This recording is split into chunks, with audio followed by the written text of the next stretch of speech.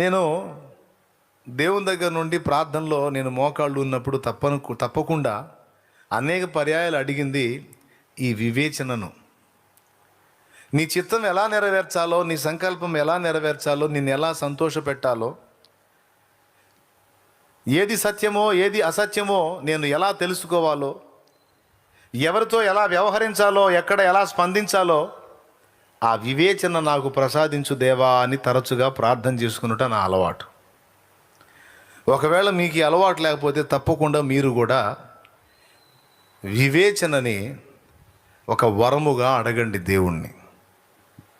దేవునికి స్తోత్రం. ఏంటిది? వివేచన.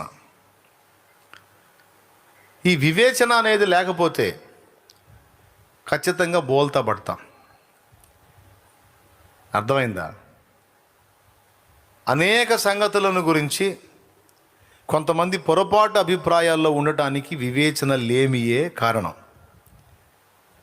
లేఖనాలను అపార్థం చేసుకున్నారు, భక్తులను అపార్థం చేసుకున్నారు, పరిస్థితుల్ని అంచనా వేయలేకపోయారు. మేము కరెక్ట్గా ఉన్నాము, భక్తిలో ఉన్నాము అని భక్తి గర్వంలోనికి వెళ్ళిపోయారు. అర్థమైందా?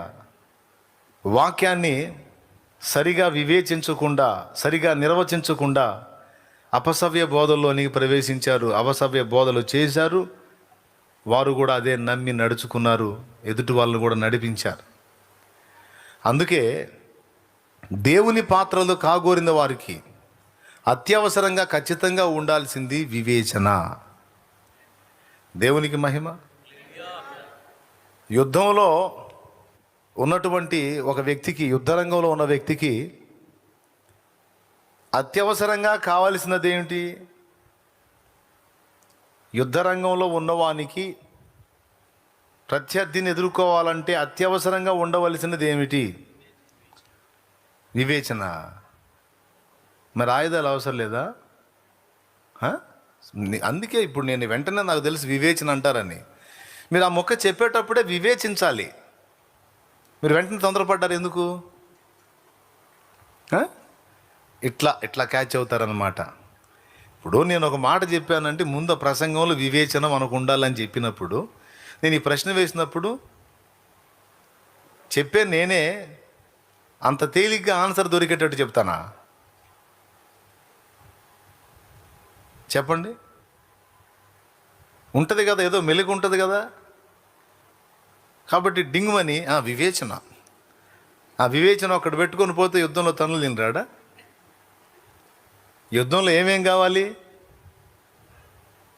బలం ఉండాలి, ఆయుధాలు ఉండాలి, అన్నీ ఉండాలి కదా. ఇప్పుడు చెప్పండి, ఏది అవసరం మీరు చెప్పండి. చెప్పండి. యుద్ధరంగంలో ఉన్నవానికి ఏది అవసరం? ఏమవసరం అంటే వివేచన అనుకున్నాం. మళ్ళీ ఇంక 2 చెప్పావు నువ్వు, ఇప్పుడు ఏది చెబితే ఏం తిప్పలో అని ఇప్పుడు సైలెంట్ అయిపోయారు. అంటే ఇది వివేచన. ఇప్పుడు ప్రవర్తిస్తున్నారా వివేచనగా? అన్నీ అవసరమే అంటున్నాడు విజయ్. అన్నీ అవసరమేనంట, బలం అవసరమేనంట, ఆయుధాలు అవసరమేనంట, వివేచన కూడా అవసరమేనంట. బలం సహజంగానే మనిషికి ఉంటుంది. ఆయుధాలు లేకపోయినా వివేచన ఉండాలి. నేను చెప్పింది కూడా అదేగా అంటారేమో. వివేచన ఉంటే చాలా అన్నాను నేను, ఇంకా మళ్ళీ సౌండ్ లేదు మీకు. ఇప్పుడు నేను చెబుతా సమాధానం. రాజు మంత్రి ఇద్దరు కూర్చొని ఒకరోజు మాట్లాడుకుంటున్నారు. దగ్గర మరొక 2-3 వ్యక్తులు ఉన్నారు. రాజుతో మంత్రి, మంత్రితో రాజు సహజంగా మాట్లాడుకుంటుంటారుగా, అట్లా మాట్లాడుకున్నారు. రాజు అన్నాడు, మంత్రి,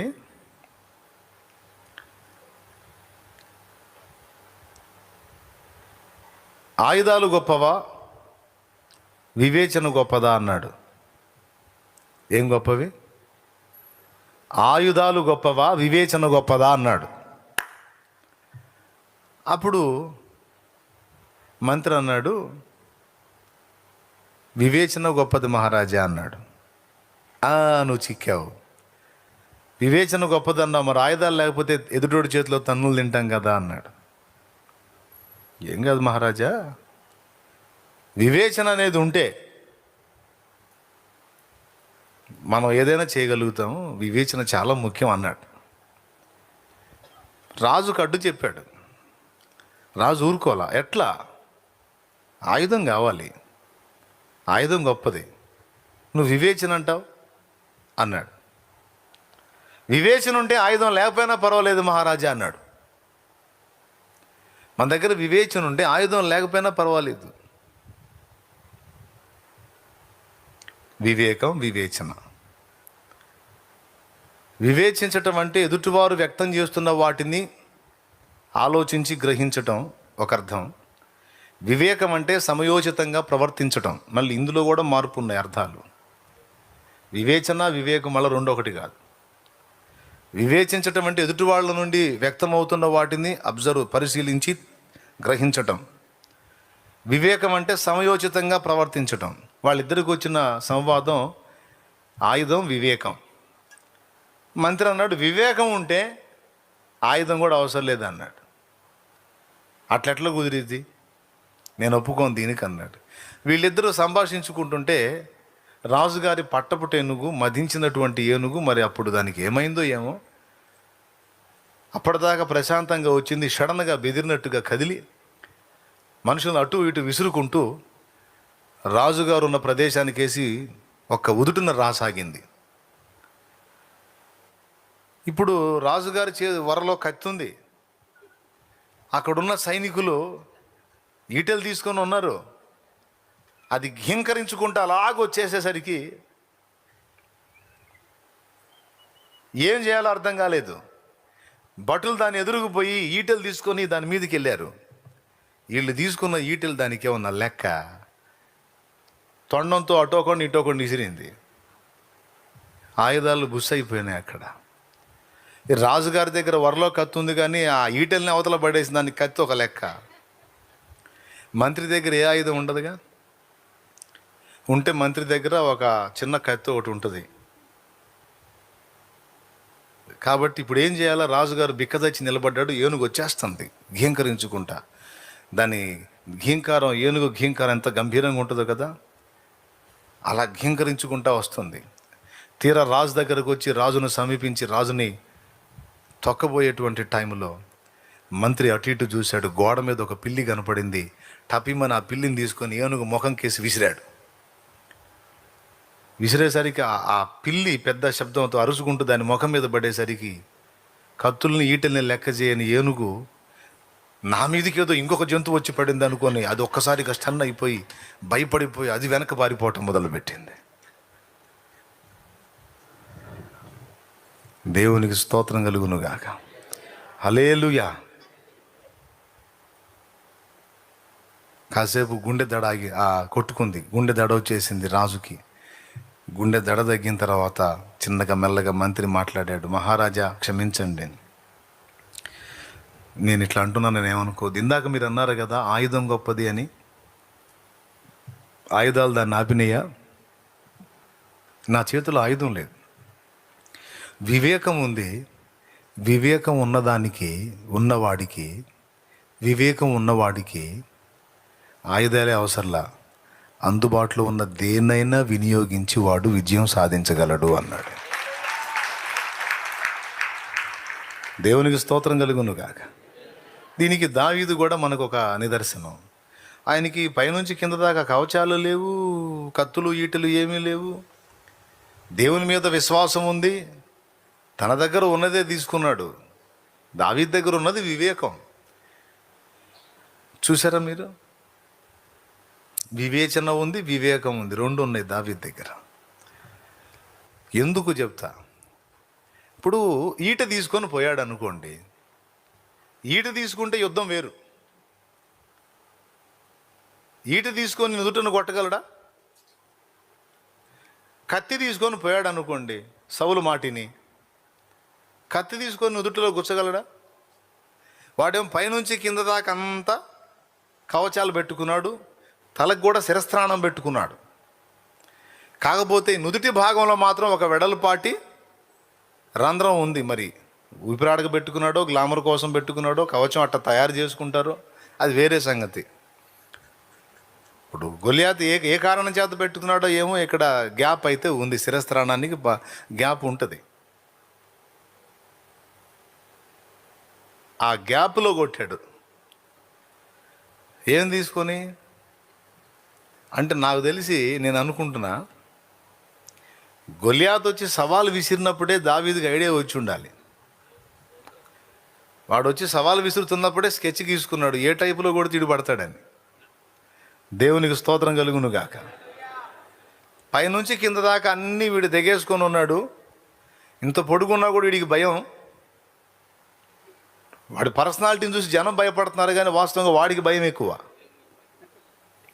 ఇప్పుడు వాడు అంత ధైర్యం కలిగిన వాడైతే, వాడిది అంత పెద్ద శరీరానికి కవచాలు ఎందుకు? కామన్గా రావచ్చు. అంత పొడుగుండి కూడా వాడు కవచాలు వేసుకున్నాడంటే అర్థం ఏంటి? వాడికి ముందే డౌట్ ఉంది, ఇశ్రాయేలీలు మామూలు వాళ్ళు కాదు, ముదురులు. నేను అజాగ్రత్తగా పోతే నన్ను అయినం చేస్తారని అప్పటికి జాగ్రత్త తీసుకొని వాడు వచ్చాడు.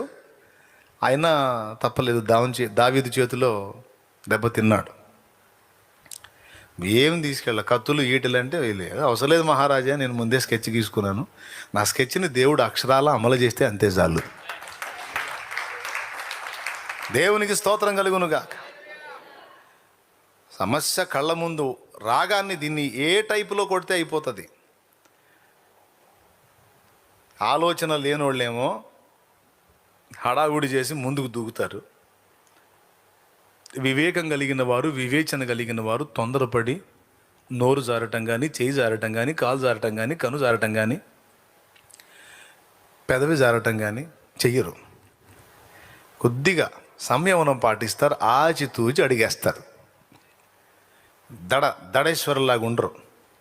ఎవరిలాగా ఉండరు? కొంతమంది